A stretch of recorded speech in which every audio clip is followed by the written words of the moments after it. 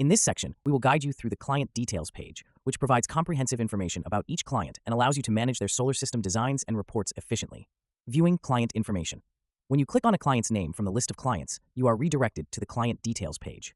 This page displays all the pertinent information about the selected client. Key features on the Client Details page. Client Report button. Located at the top of the page, the Client Report button allows you to recreate another system design for the client if needed. This feature is useful for clients who may require adjustments to their system design over time. System Designs dropdown. Next to the Client Report button is a drop-down menu displaying all previously designed systems for this client. By selecting different system sizes, you can view each system's individual payback report, allowing you to create multiple payback reports tailored to the client's needs. Email Report button. The Email Report button enables you to send reports directly from the portal to the client.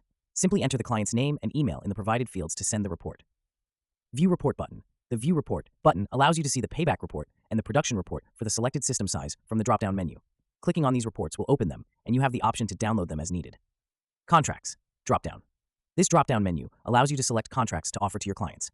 You can create custom contracts through the configurations page, which can help attract more clients by offering tailored deals. After selecting a contract, click the Generate button to bring up a pop-up screen where you will fill in all the necessary information to generate a custom report. Finalizing system design and applying for interconnection. Setting the status to sold.